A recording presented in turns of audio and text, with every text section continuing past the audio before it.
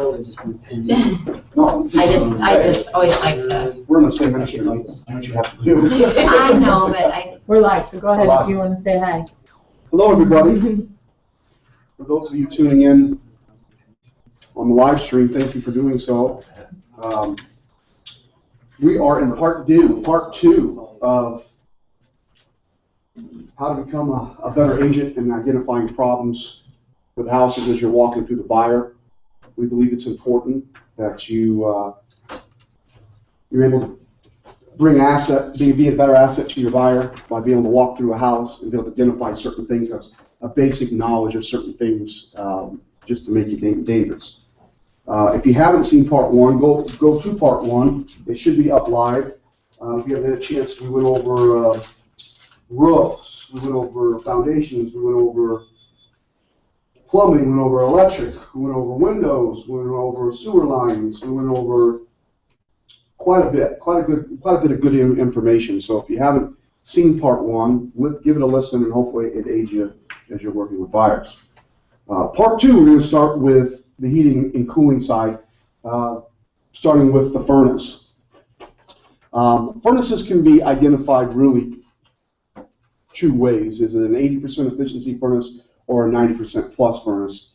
The illustration we have up on here shows an intake and outtake with PVC pipes, which would indicate it's a 90+% furnace. Go to the next slide if you would. There we go.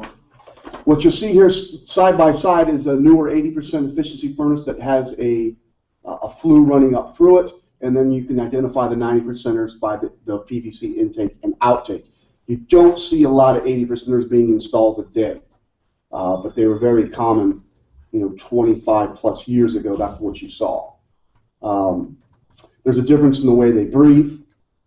There's a difference, and of course, I think you see a lot of 90% efficiencies because of the rebate you get from it. It ends up being actually less expensive than the 80%ers by the time you get the rebate through Mid-America.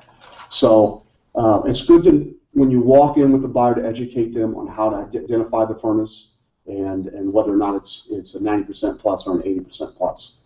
Typically, if you see the 80% pluses, they're fairly old. Not all of them, but usually. And then they started doing these intake and outtakes in the early 90s. The first ones I saw were the Linux Pulse ones, but those are indicated somewhere between 1992, probably in 98, somewhere in there. 87. 87 is that the first one? That was first. That goes a little bit before my time. Yeah. So yeah, there you go. There you go. So. Should the lifespan of either of those be different? No, they both give you about 20 to 25 years. Obviously, you see furnaces that last a lot longer than that. We were in a house yesterday, and I think it had the original furnace Linux from 1952. Mm-hmm. It was crazy. It is running. It's probably not the most efficient right now, but it is running. It just goes to show that if you actually have these serviced, if you change the filters and you service these, they will last a long time. So it really comes into the unit and the way you have them serviced, keeping them clean, keeping the filters changed, and not letting them run hard unnecessarily. And again, going back to the way they breathe, these 80%ers, they're taking air from around the unit, from the house, and of course through the return ductwork to breathe. The 90%ers are taking in fresh air, so they become more efficient that way. When you see the 80% efficient, based on what? Like. See this pipe coming up? Yes. That pipe goes all the way, and then it comes into the stack of where everything runs up through the chimney. These go outside, so they're drawing in air from the outside. But why don't we want 100% efficient? Yeah. I don't know. Because I'm a female. Yeah, right. Geothermal might be. It might in a good world. Even then, there's no such thing as 100% clean. Yeah, on the 80%. You end up, when that stack when it's hot, they're heating, that stack will be hot. And air going out of that stack, probably 110, 120 degrees of air that's going out the flue. And the 90%, the reason they use the PVC and that kind of thing is the air going out of there is probably more like 80 or 90 degrees because it is used inside the system. And that's where you get the efficiency, is how much heat loss are you getting, how much, how much of the working of the furnace is actually being distributed through the house. So it's, so 92+% ones, I think, are the highest you can get with these gas forced air, and you get, if I remember right, you get a $400 to $500 rebate. It's more. It's more than that. Yeah. Mm-hmm. So, so you end up spending $2,300 to put one in. In the lesser ones, they might be able to get you one for $1,900, but with the rebate coming back at $600-$700, somewhere in there, it becomes less expensive to put one in. So, moving on to water heaters. A couple things I want to point out about the water heater. First of all, you can find a date on these water heaters normally, but keep in mind that's the manufacturing date, not necessarily the install date. A lot of people that put these in will actually write the date that they've installed them on, but you can find these dates on the water heater normally. And if you see one, if you're going to a brand new home that was built, let's say 2008, you might see the water heater manufacturing date was 2007. That's why the date on it's 2007. And well, the house was built in 2008. How could that be? That's why. It's because the dates on when they were manufactured, not necessarily installed. These typically will last around 15 years unless you're in an area with hard water like West Des Moines. West Des Moines has really hard water. That's why you see a lot of water softeners in West Des Moines, and that'll extend the life of these if you do have a water softener. But house I own in West Des Moines, it seems like every 8 years, because I don't have a water softener in the rental, I have to put one of these in. They're typically right around $1,000 to $1,200 unless you know somebody can get one a little bit less expensive. The new ones they put in are these more ventless ones here, these motorized ones. And they too have a PVC pipe that runs all the way through the house, up through the roof. One thing I want to point out about these ones that aren't ventless, you'll see the majority of these. What you want to look for is this flue.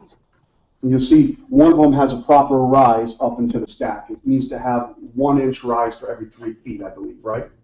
Something like that. What you see here, and people at home or at their office that are looking at this, you look at the one that's crossed out or X'd out, you'll see you have a negative flow. That pipe is going down before it comes back up. And believe it or not, that's probably installed professionally. And that's the crazy part. But that is a major health issue. Lance, you want to tell them why?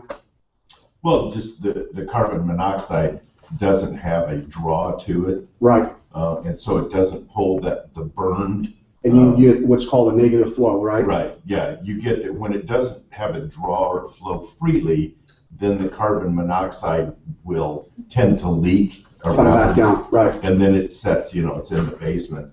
The other thing, just as a point, on the one with the blower, the high efficient one, a lot of times if you run into a house that has a or a chimney that's not lined, and the only thing that's still in it is a water heater, which we find a lot now because of so many ventless, or not ventless, but PVC furnaces. You can put one of those in instead of lining the chimney of the house, and it's a whole lot cheaper to do the water heater that way than it is to line the chimney. Correct. So, correct. And this is a point of reference. And obviously on these, they're supposed to have a pressure relief valve, which I don't have a photo of, but on the side of it. Sometimes they leave those out. And that's, it's very inexpensive to do, but it is a safety issue. Imagine a little 6-year-old boy walking by about head high, following his mom down to do laundry. This thing gets up too much pressure, it's made to relieve it. Well, that relief pipe, whether it's copper or PVC, is supposed to extend all the way down to the ground, about 3 inches from the ground. That way it can relieve itself on the ground. Remember, you got hot scalding water coming out of this thing. So if you're walking by it and it relieves itself and it doesn't have that pressure relief valve, it's about face high of where a 6-year-old would be. And obviously you can imagine the traumatic experience that would be. So for, I don't even know how much money, you're talking $5 of material of a threaded pipe and screwing it up into that, it's worth the safety issue. And it's worth noting on your inspection, even though it's, you can explain it to your buyer and tell them that this needs to be done. You can ask the seller to do it. It's a legitimate safety concern, And when we're doing our inspections, it's important to instruct your buyer, we're looking for structural, mechanical, and safety concerns only. Okay, safety concerns can be really minor. You know, it can be a painted window that's shut that needs to be able to open. You know, it's very minor stuff. Smoke detectors that don't work, things like that. So, and that pressure relief valve on these water heaters is one of those minor safety issues that should not be overlooked because it's just so cheap to do, and you would hate to have something happen to one of your children or guests or whoever was at your house.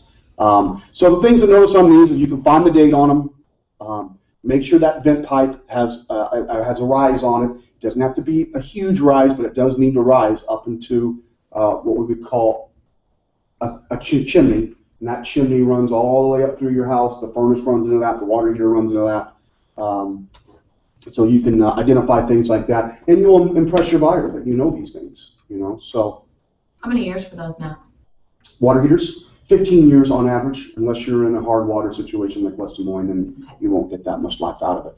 These things are kind of new. They're tankless water heaters, and I'm not an expert on them. I just know that they, you know, first of all, they take up minimum space. You know, they're very good safe. You might see them commercially too, just to open up more space. I could have used one at a Harlow bar, remember? Mm-hmm. But the thing about this is you get hot water instantly. And I couldn't speak to, you know, if you have a family of 5 or a family of 6, how well they hold up for 4 or 5 showers in a row. But I can tell you that when you go to your sink and you want hot water, it's there. You don't sit there and wait for it. So it becomes more efficient, and that way you're not losing a gallon of water before you're waiting for hot water. Lance, what do you want to add to it? You might know more about this than I do. Well, we replaced our water heater in our car wash when we had that, and we seriesed up 3 of these, and they would run as much as 8 gallons a minute hot water, each one of them. How long does it take to reproduce itself? It doesn't. It's continually hot. Yeah. Gotcha. You turn it on, it's hot water. It comes in cool or cold and goes out hot, and it's as long as you need it. Okay. So it's 8 gallons a minute. 8 gallons a minute. One thing to add to those water heaters is the standard size is 40 gallons. And you might be, let's say you're in a condominium and someone needs to replace one. They're like, well, I just need a 30-gallon one. But believe it or not, they're more expensive. Yes. Because they manufacture the 40 gallons the standard, so they manufacture more of them, so they get you cheaper. So anywhere up or down from there is going to be more expensive, believe it or not. So 40 gallons your standard. If you have a jacuzzi tub and those type of things, you want a bigger water heater than a 40-gallon one if you're going to use it all the time. So you might even see some people have an extra water heater just for that What the cost purpose. is on this? What's that? The cost for the tankless? You know, you 1,600, can 1,800. get small ones in the house for somewhere around $1,200. Do you get a rebate on that too? On some of them you do. Some of them yes. do? I imagine residentially.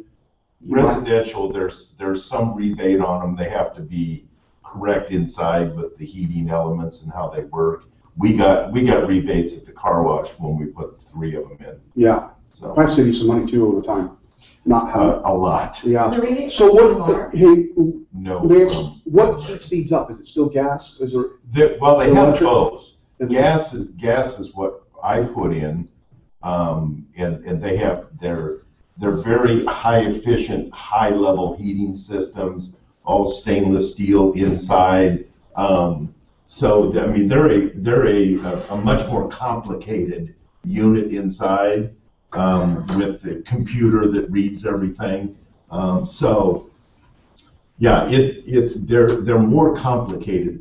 It's more than the water heater. The efficiency is that when you leave for work at 8 a.m. and you don't get back home until 5 or 6 o'clock at night, and then, you know, maybe you're a shower in the morning person, you don't even use much hot water at night, you're keeping 40 or 50 gallons of water hot At all times. all the time, Right. constant. That's where the car wash, we took out a 75-gallon, or no, a 90-gallon hot water heater. We on days when it was 10 below zero, we never had a customer. And you're sitting there And keeping all that warm. we had 90 gallons of hot water at the Going ready. all times at the ready. Right. Yeah. There you go. Same thing with your house. I mean, you have five kids, and Oh, yeah. or whatever, you know, a five-person family, and you're keeping that big 50-gallon water heater, maybe you have a bigger one, it's hot all the time. And Yep. They're a little more expensive to install. It's got to be done right. Right. But pretty cool stuff. Yeah. I'd probably replace mine the next time with one of those. Something like that. The one thing I want to go over, and we'll get to this photo, we might come back to it, is I was just going to go over a boiler system too, since we were talking HVAC. And when it comes, people might say, well, what about the central air? There's not much to know about the central air other than trying to identify whether it's old or not. And you can usually tell that by looking at it. You know, you can power wash the outside of them because they draw in air, and sometimes you'll get those cotton fibers and weeds, and you know they need to be cleaned and serviced just like anything else. But usually the air conditioner, you know, you just kind of look at it and you can tell whether it's middle-aged, real old, or very few people go outside and clean them up and make them look newer than they are. Like sometimes you do furnaces. You should cover it in the winter. A lot of people cover them in the winter, and that's, you know, you'll see older people do that because they're very meticulous about taking care of their stuff, and you know, people our age, not so much. What about age on a central air? What's that? Age. Well, again, you just kind of look at it and see. Some of them do have manufacturing dates on them, but they, you know, they'll last about as long as a furnace, you know, 20, 25 years. But then again, that plays into how well you maintain them and keep them clean. And you know, if you let that filter clog up and it's trying to breathe in air and it can't get air, your compressor will freeze up. And once that happens, if your compressor goes bad, it's time for new air. I mean, you can replace the compressor. By the time you get a new compressor in there, you could have bought a brand new air. So, moving on. Lead-based paint. This is what happened to Lance when he was a kid. He ate just a little too much. Just a little too much of it. Any homes built prior to 1978, everybody watching, everybody here knows that, right?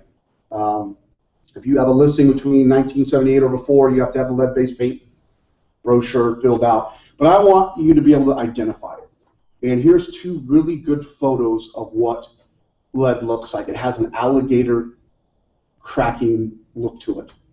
And you'll find it on your exterior with older homes. You'll find it interior on older homes.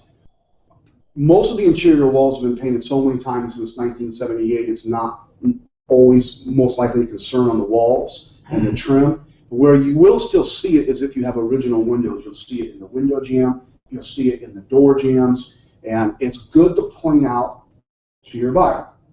And it's good to point out, they might not know anything about lead. They might just hear about it and they know it's poisonous. Well, you know, how can it be harmful to my family? Well, there's two ways: pets and children.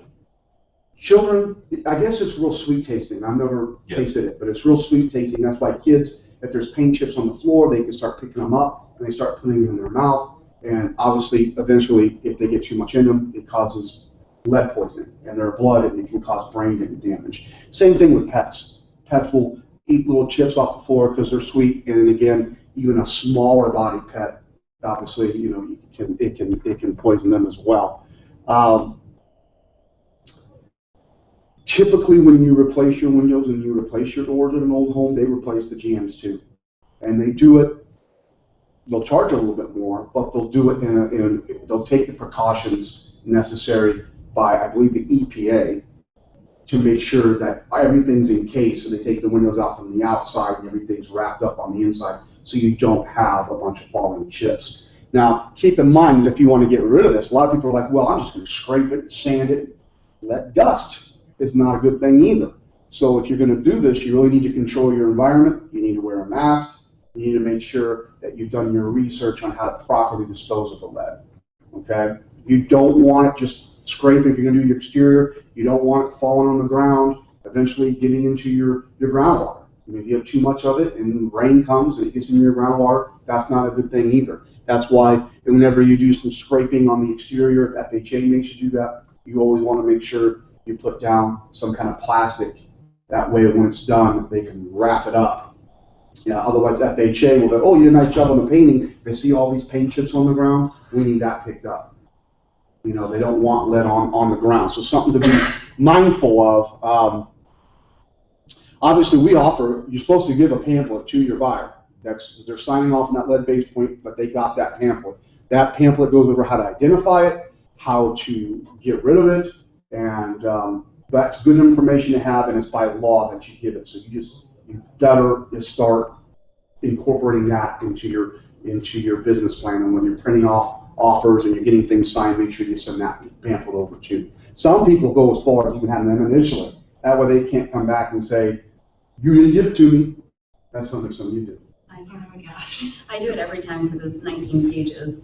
So. Fantastic. You can't come back, "Well, I never got that pamphlet." Well, yeah, you did. Look, your initials are right here. Done. Me, I haven't gone that far with it. So so anyway. What's the face testing cost? They have your inspector. If you want to test for lead, you need to let them know that up front. They have a little kit. You can also buy these at Menards for a lot cheaper. And there's some kind of like stick or something you put on it, and if it turns a certain color, there's lead present. Okay. You don't have to be overly cautious. I mean, it's not like, "Oh my God, there's lead in the house. Let's run, burn the damn thing down." It's just important to note out, and it's important to tell your buyers about the safety precautions they need to take. And I had lead in my house up until I placed my windows last year. I have 2 children, and they're healthy, knock on wood. You just got to make sure there's no paint chips on the ground, or and a lot of people will say the window seals, and your baby gets old enough and he starts teething on the window sills, that kind of stuff. Okay.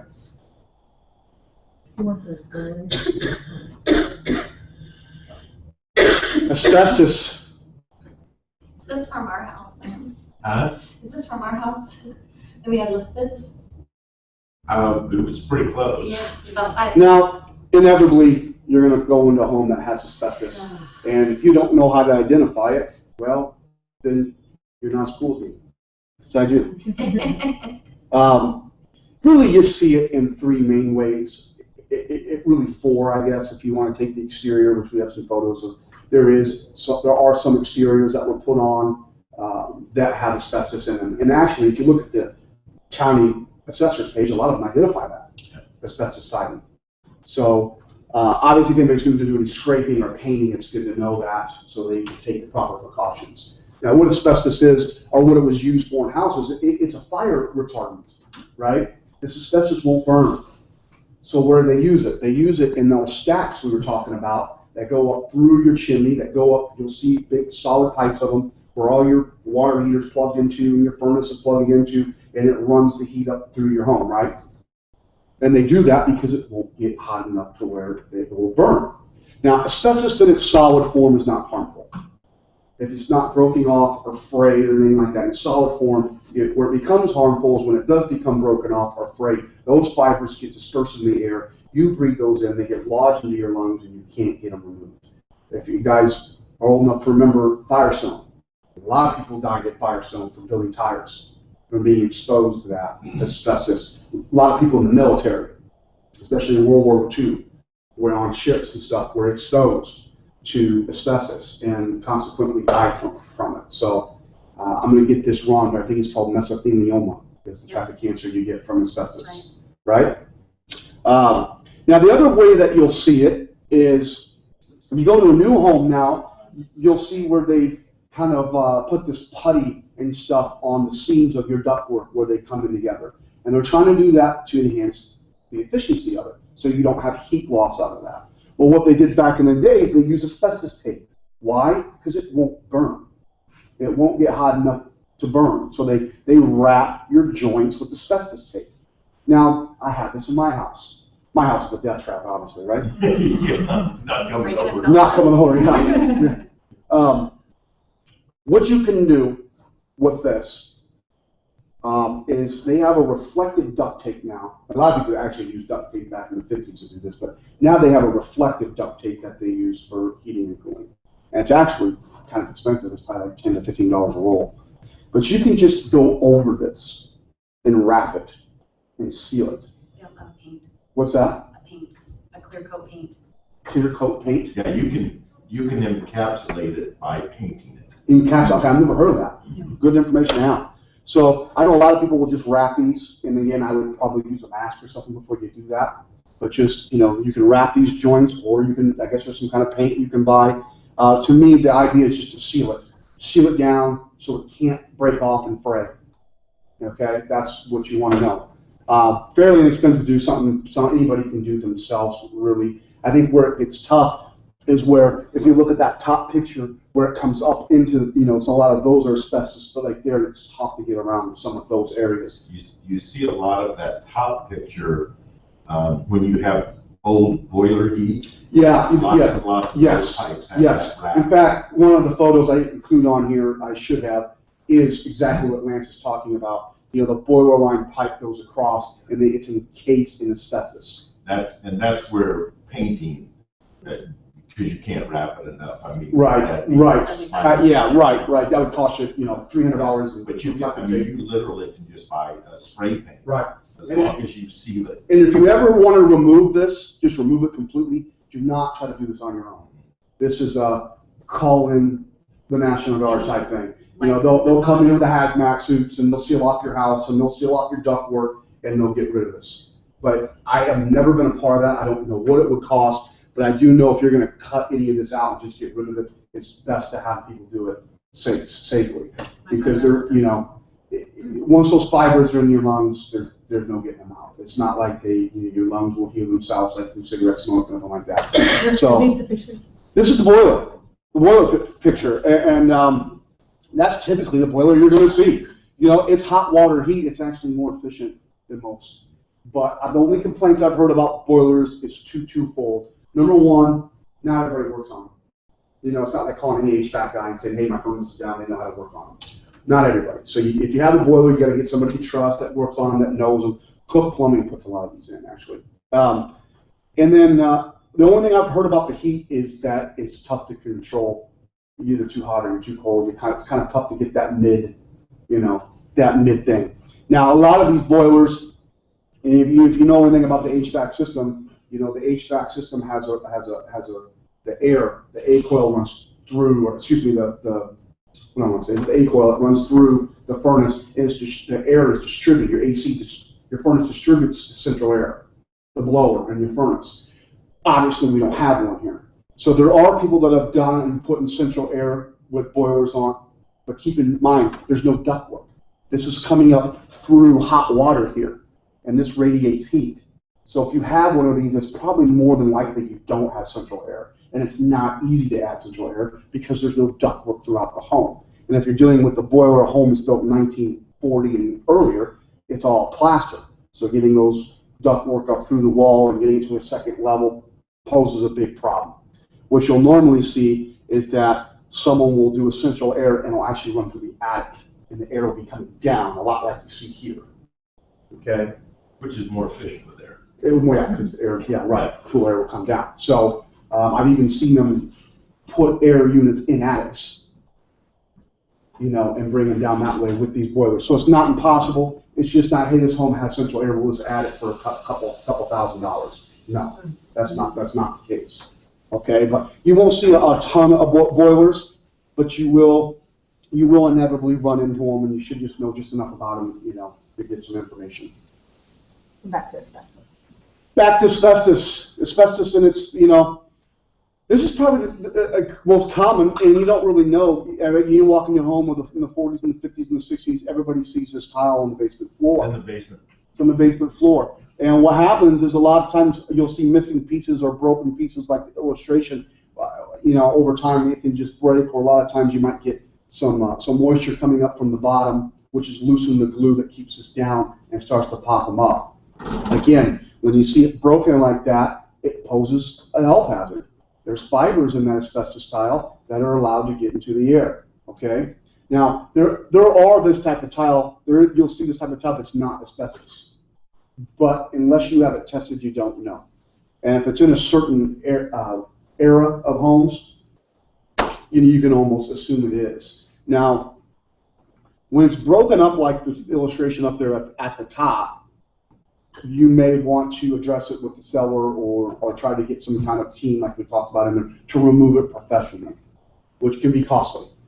If it's not broken up, like the illustration here on the top right here, I've been told, and Lance, tell me if I'm wrong, you can just go over this with carpet or tile, just kind of like the wrapping of of the reflective tape, just seal it down so it's not able to come up. I mean, you carpeted over it or you tiled over it, and it's not able. You just seal it down. Lance, do you want to add to that? Yeah, two things. One, you can identify it because it's the only 9x9 tile.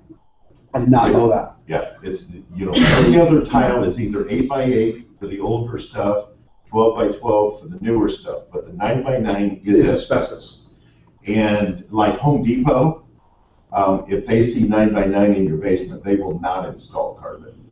Because you have to Drill down it. you know. Right. So if you can get something that will shoot, you know, your stretch lines or your stretch bars down, you're probably okay, and you can get somebody that'll do that. But yeah, the big dogs like Home Depot, I don't know about Lowe's and some of those, but Home Depot's like, no, there's no chance that's Have you ever been a party of removing something out of a basement like that yes. professionally? No. Okay. I would like to give the readers at home and you guys here, or the listeners at home and you guys here, just an idea of what that would cost, and I was curious. I don't know. You know, obviously, square footage probably plays into it. But Yeah. anytime you're bringing in someone that's got to operate under EPA standards, Yeah. it's going to be expensive. Aaron says to do concrete leveler, just Yeah. to conceal it that way. Yep. And that's what he does. He would prefer not to do it, and that's what he does as mitigation. Really? Yeah, and he will try to encapsulate it, try to talk to somebody. Hear that, folks? What's Probably. Call Stephanie Moore. Aaron phone. Oh, Stephanie, she knows. The other illustration down here below is asbestos siding. In fact, the one on the right here, the bottom right, is the one you'll see that's easy to identify. Yeah. But some of the old cedar shake stuff, that looking over here on the bottom left, that also has asbestos siding in as well. It has asbestos in the siding.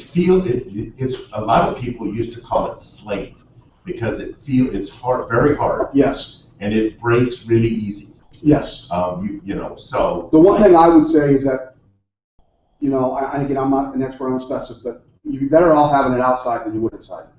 Yes. Just because of, you know, how And it lasts forever. It absolutely will last forever. Lasts forever. You paint it, but if you side, they have to shoot into it as they side it. Go on.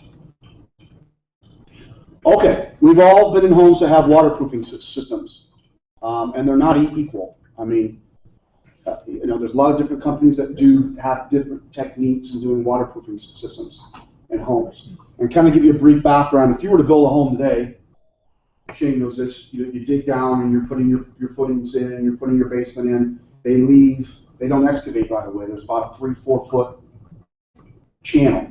What they do is they put this perforated pipe around it below the footings, they fill it with pea gravel, and all that's tied into your sump pump. So water that comes down along the side of your home goes into the channel, goes into the sump pump, and then out. Well, older homes didn't have that.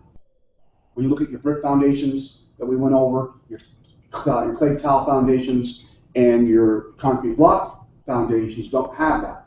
Now you will see every now and then a clay pipe coming out of a house and into a drain.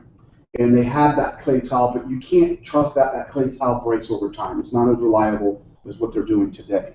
So what people will do to try to get a dry basement is these waterproofing systems. And it's the same concept that they do with the new homes, they just do it on the inside. And it requires them, as you can see the illustration above, you can see how they knock out maybe a foot of some of the flat work there. And they get below the footing line, they fill it with pea gravel, they put that perforated pipe in, cover it back up with pea gravel, put a channel in, and all that, once they smooth back over it, it allows the water to come in like it would anyway. It goes down to the channel, down into a sump pump, and then out. Okay? Most of these come with a warranty. And there are different companies that do this, but you really pay for what you get with these when it comes to how long they last. Okay? And now they're even putting in periodic locations of cleanouts in case something ever gets clogged inside or something. You can get to them. So you'll see the illustration here, kind of in the middle, where it has the backup battery. You know, if you want to, this system that you're seeing right here is probably the most expensive system with the backup battery and that kind of sump pump. The most reliable. So if your power goes out and you finish your basement, why not spend the extra $500 to make sure you don't have problems with the power outage or something? So that would be something to think about. Anything else I want to add to this? You know, when you see them in older houses that have already been done and they're kind of rusted out and stuff, those are the ones that I would be cautious about, whether they're still working the way they've intended to.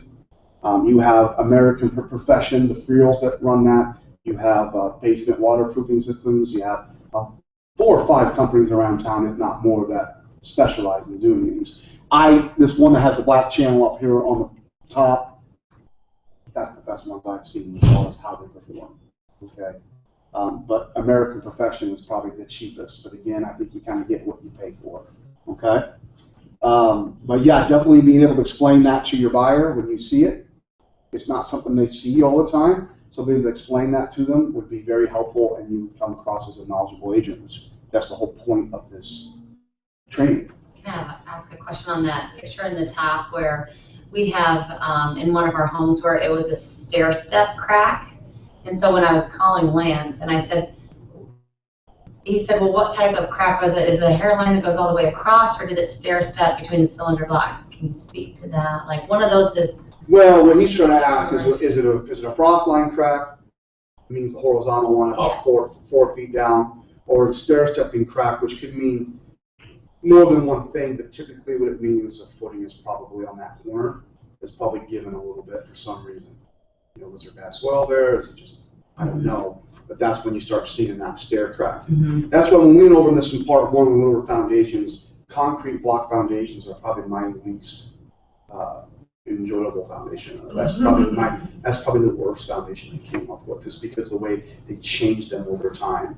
And you know, they did them well to begin with, and then they kind of went to a situation where they weren't doing as well, and then they went back to doing them probably the best, you know, with the rods and the concrete in it, right before poured foundations came out. So, but yeah, the stair stepping cracking, I'm not a structural engineer, neither is Lance, but when you see that in a corner, it could mean it's just settled and it's going to stay that way, or it could be part of a larger problem. I'm less worried when it's a small stair step.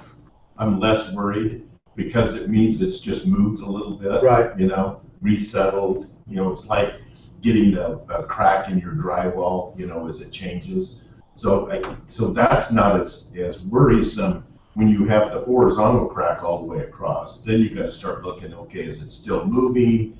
Does it have to be pushed back? Can it just be sealed and the outside taken care of? Yeah. So I'm more worried about a horizontal across. That worries me more than the small stair step. Small stair step. And then also, Lance, you got a big one coming across, you know, then you got room for pressure on that wall. Yeah. And that crack. You know, that's where you'll start to see the bowing, which actually leads us to our next point, which is anchors and I-beams. And what you'll see down there on the bottom is exactly what me and Lance were talking about. You see that horizontal crackling all the way across, right? That bottom photo. So really 2 things that you'll see around town as far as how to brace a wall. Sometimes you see both of these employed in the same house, which is always a little weird. But anchor walls have been operating out of Winterset for a long, long time, at least 30 years, if not 40-some years. And what you'll see is an illustration on the top page of how those anchors work. There are rods that go straight across into the ground, and there's a big anchor on the other side of that. And then, of course, you have the face plate on the inside, which is illustrated in the second photo from the top. And they say that you can correct a low wall this way by tightening that lug nut every so often. It'll eventually pull the wall straight from the dirt, right? Now, I've also heard that if you get too much pressure on that plate, that it'll start to crack around the plate.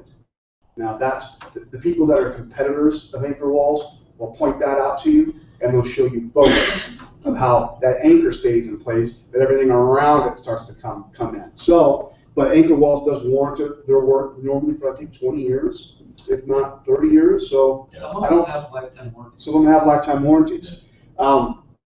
I still believe if you have a bowed wall, it's probably the best way to fix it. I don't know another way other than, you know, excavating the whole house and lifting it up and re-pouring the wall, which some people have done. You know, some people will do that. If you're ever in an old house in 1947 are 1942 and it's all tile foundation. You walk into the top of the garage and it's all concrete block. They replaced that wall. So the beam to me is important. I mean, to me, that's just a wall that's maybe slightly out of whack, and the beam is not going to correct the wall. It's not going to straighten it. It's just going to keep it from bending any farther. Okay? So, and you'll see here, they lug nut this thing down into your flatwork, and then they tie it up into your joists. So that's where the support's coming from. Okay? And then they tell you how often they have to do it to warrant it. Okay?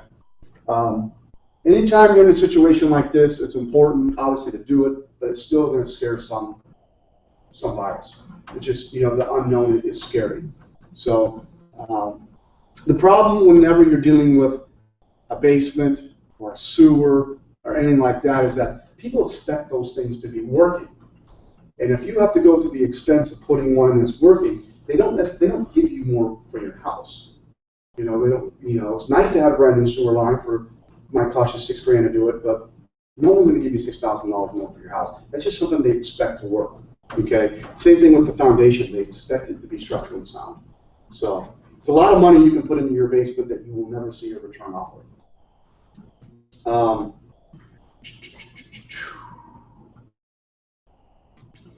Cost-wise, I can't really go into the cost of the beams because I don't know.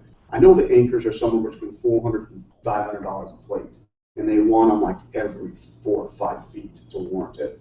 And if you said, well, I just want this wall done, it might be the only wall that's bowing, but they say, no, I got to take it around this corner to warrant it.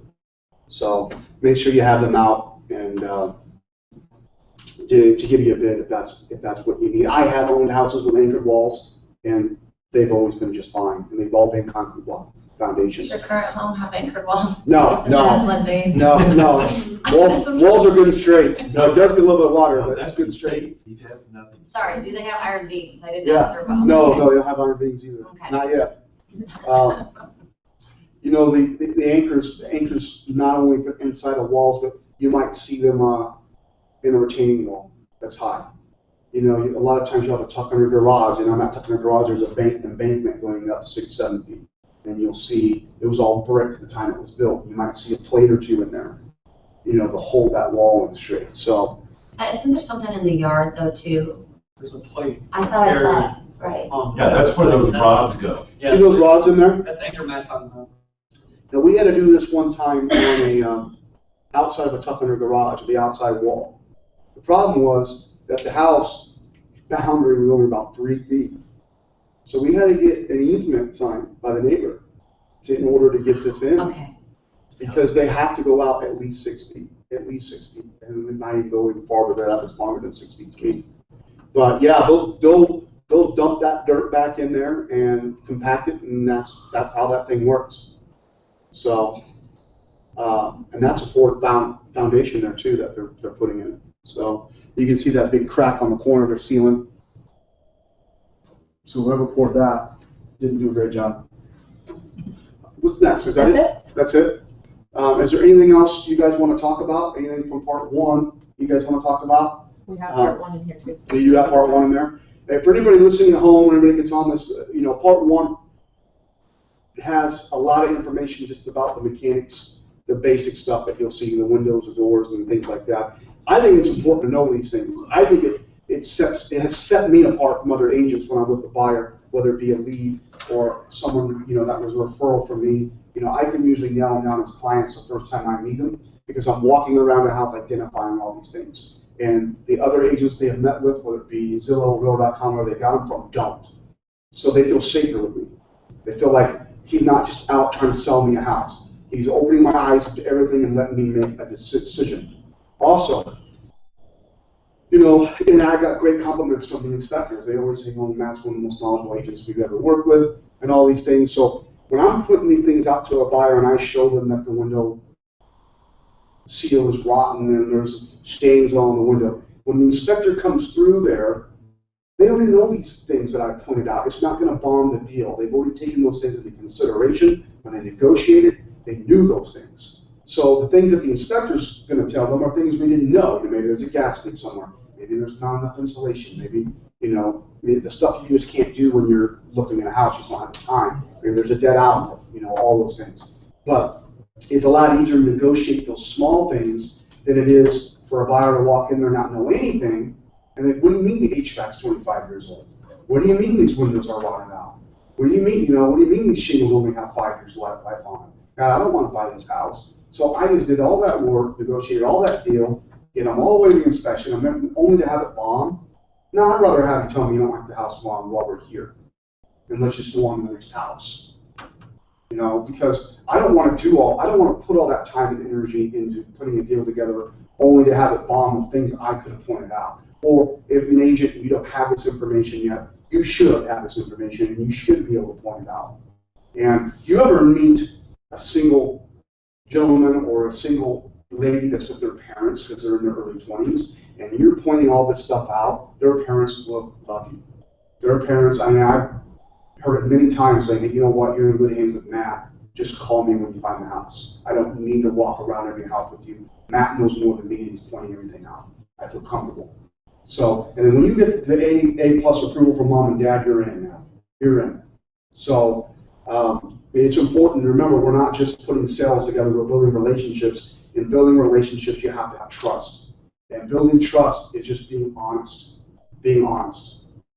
Yeah, all I want to do is just to warn people that make sure when you're pointing something out that you're not telling them how it should be fixed, or whether it's a huge thing or a tiny little thing, that your job isn't to do that. You're not an expert in those things. You're just saying, we have an awareness here, it looks like we've got a leak. We're having awareness here, there's a crack, or this. You give information, but solution-wise, leave that. If there's an issue, that needs to be somebody that knows what they're doing and is professionals in that line, because you don't want to go into the solution thing.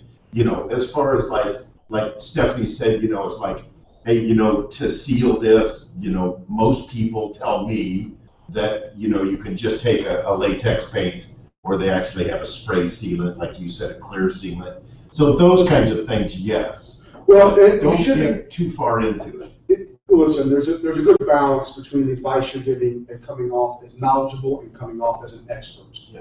Okay? Knowledgeable as I want you to be. Yes. You're an expert at selling homes. You're an expert in marketing homes. You're an expert at building relations and maintaining relationships. You're an expert in the negotiation process. You're an expert in getting deals closed. Knowledgeable about homes is what I want you to be. How much does it cost to replace a furnace? Well, it depends on, what type of furnace you put in, but anywhere between $2,000 and $2,500. That's not crossing the line, in my opinion. Right. Hey, what about this window here? It has rotten seal all the way around. Typically you can get somebody in there just to rip out the seal and replace the seal. We'd have to get bids to know, how much it's going to cost. So, GSCIs, when it comes to outlets in your water sources, the electrician's going to charge you $90 an hour to put those in. The plugs themselves are going to cost $6 to $8. Having that information is knowledgeable, but again, it's important, and I think I do this really well with my clients. I tell them, say, listen, I'm just going to point out all the good, the bad, the ugly as I see it. You're going to have an inspection. We're going to make your offer subject to an inspection. So a professional will come in and reinforce what I'm saying and discover other things that we just simply don't have the time to look at. But as I'm walking around, because of my knowledge, I'm just going to point out all the good, the bad, the ugly as I see it. I want you to be able to, if you decide to negotiate a home, I want you to be able to negotiate based on what I know. It's very simple. It's very simple. I'm not saying, I'm not giving you a report on the house. I'm just telling you what I know. And for years and years and years, and I was raised this way, I'm sure Lance was too, when we were coming up in the industry, your brokers and your trainers would say, don't even show up at the inspection. Because what if the inspector tells you something and they tell the buyer, and all of a sudden the inspector says, well, I told your agent, or something like that, ridiculous, or you don't want to come across as an inspector. That's just putting yourself in legal harm's way. And there's a little bit of truth to that, but I think if you explain it the way that I just told you, I think you add a big asset. I think you're a bigger asset to the buying process, and I think not showing up at the inspection, at least the end of it. you do two things. Number one, you show your buyer not in it with them 100%. Okay, when you're there, you're like, I am here with you the entire time. I'm by your side. We're in this together. Two, if there are issues on the inspection, how are you going to know exactly how to address it if you weren't there at the end for the inspector to show you? If you want to replace a window, which one? Is it the southeast window in the master bedroom? Is it the west one? I mean, you'll know if you're there. How many leaks were there in the gas line?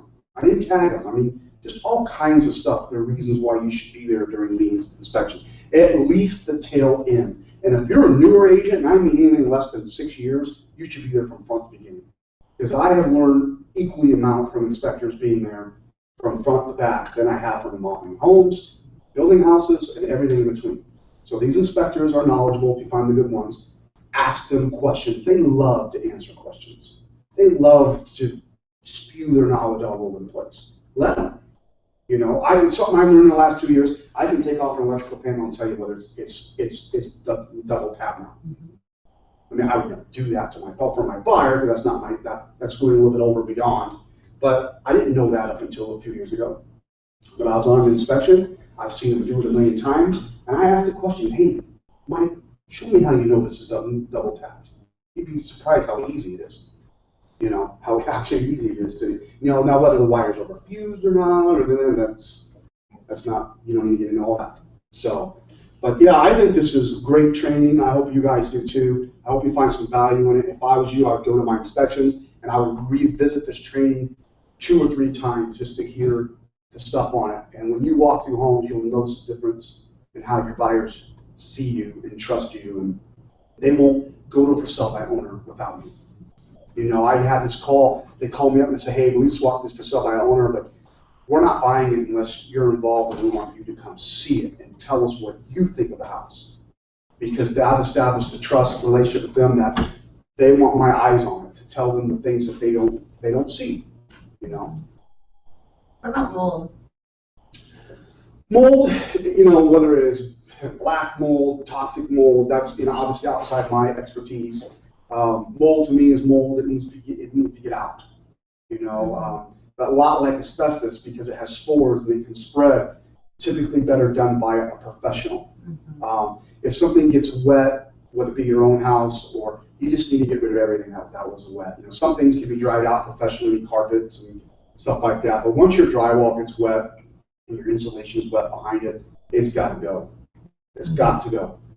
So The inspector mentioned mold in one of our reports when he wasn't sure. He thought it was. unless you test the mold, Right. And it could blow up the deal. well, you'll see it. Listen, On a my older business. house, I have to paint my bathroom out once every 2 years because I should just put a vent fan in or a better window or something. But you shower and they close the door and it gets all steamy. And Yeah. what happens on the ceiling?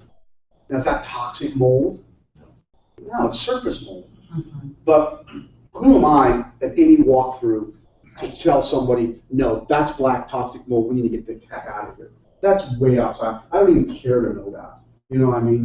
That's not, I literally. you wouldn't know, I don't Right. think, unless you took a culture of it and send it into some kind of lab. But if it's moldy, it needs to go. It needs to either be cleaned up or go. A lot of people will say, you know, bleach down the area after you tear it out and all that kind of stuff with hot water and bleach and just kill it. But I also think people freak out about it entirely too much.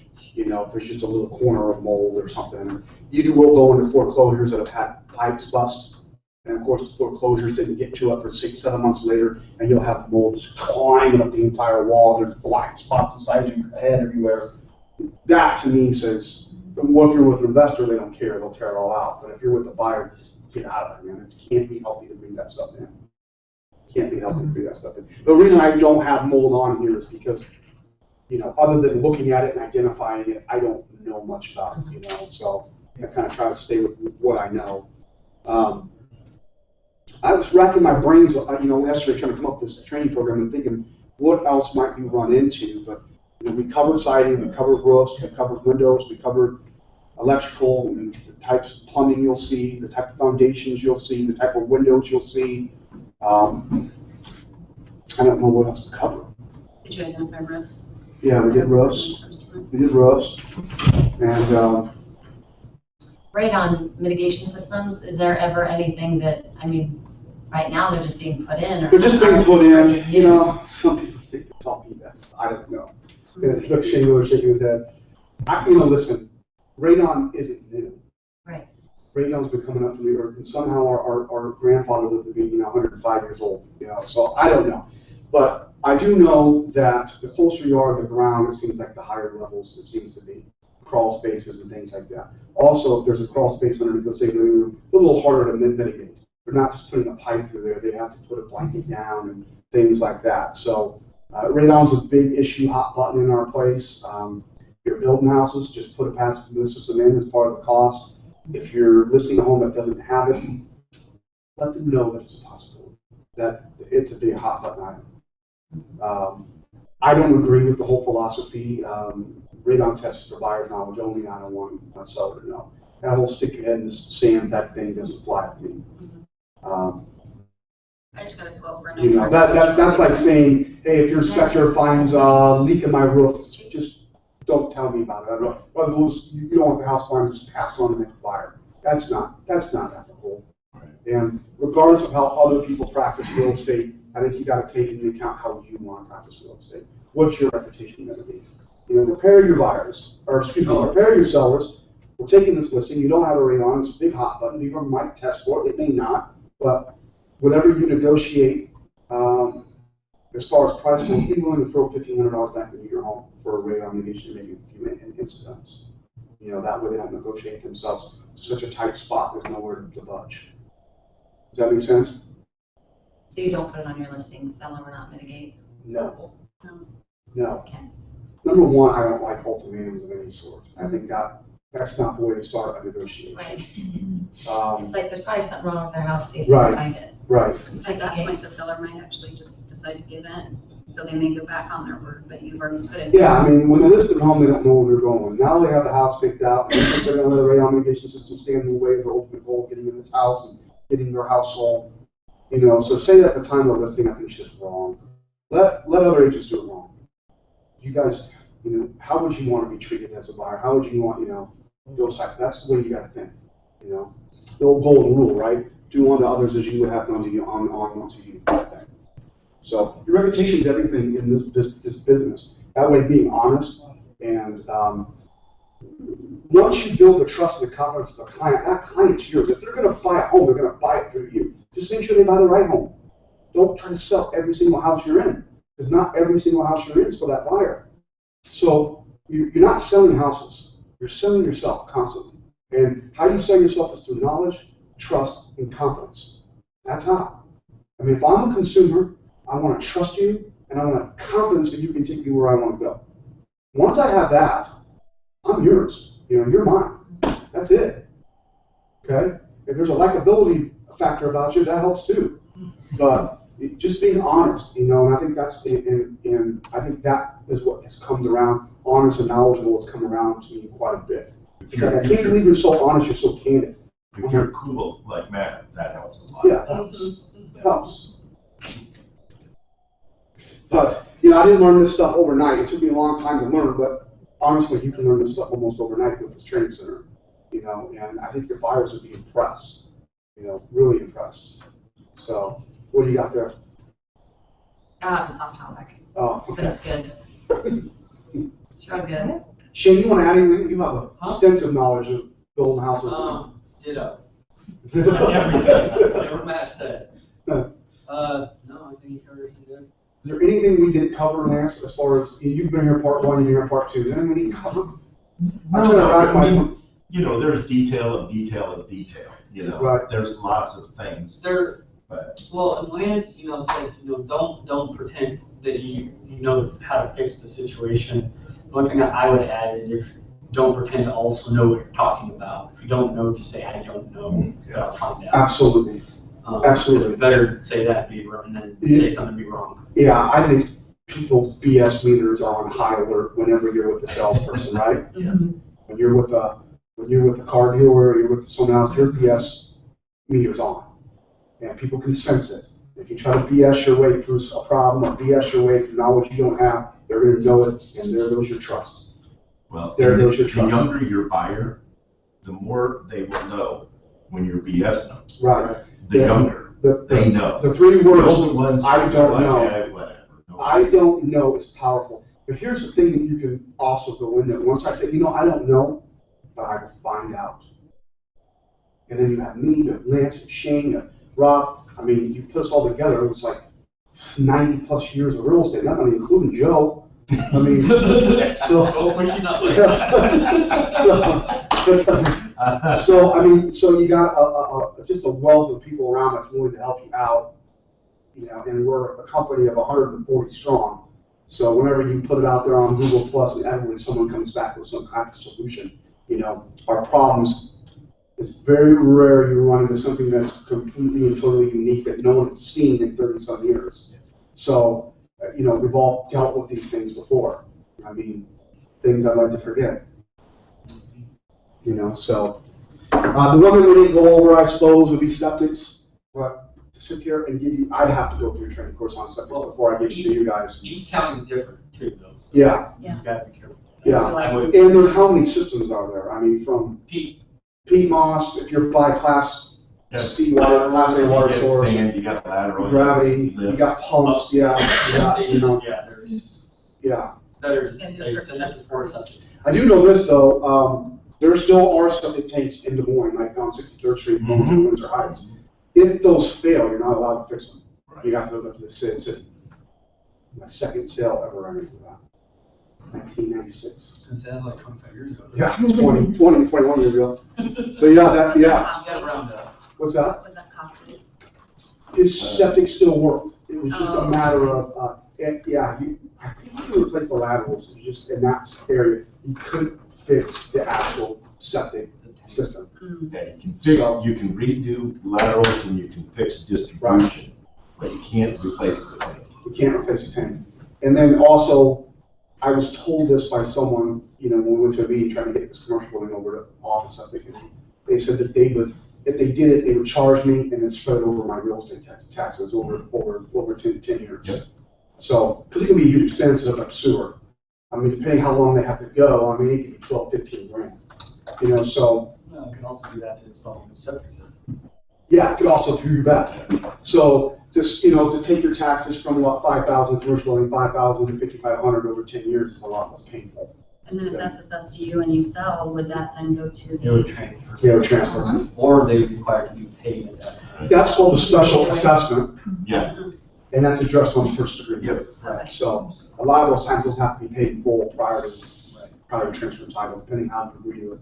If you just close that up front and the buyer signs on to it, maybe you can get away with not paying in full, but if they agree to take on that expense, but the way the purchase agreement is written, if that shows up as a special assessment, it needs to be paid in full prior to transfer. I make the seller pay. Okay. And the only thing I'd add to septic tanks that I learned this year is if you do have one, a listing, and the offer comes, call that septic for us or whatever right away. Because if you wait, like I did, for 3.5 weeks, you're going to be pulling teeth to get it done by closing. They're that busy. They're just that busy. And this one had the UV light was out, the peat moss had to be replaced. It was, it was a big deal. A1 septic is pretty good. A1 septic. Forest is the only. Forest is kind of cool because they have an online form. You just get online. Yeah. He has multiple people and locations all around, and so he's Joey's a pretty good dude. Jody. He is a real good dude. And he knows his shit literally. Yes, exactly. That's a great tagline. I know. He's an expert. Yeah. Thank you very much. You're welcome. Good Thanks, luck. Matt.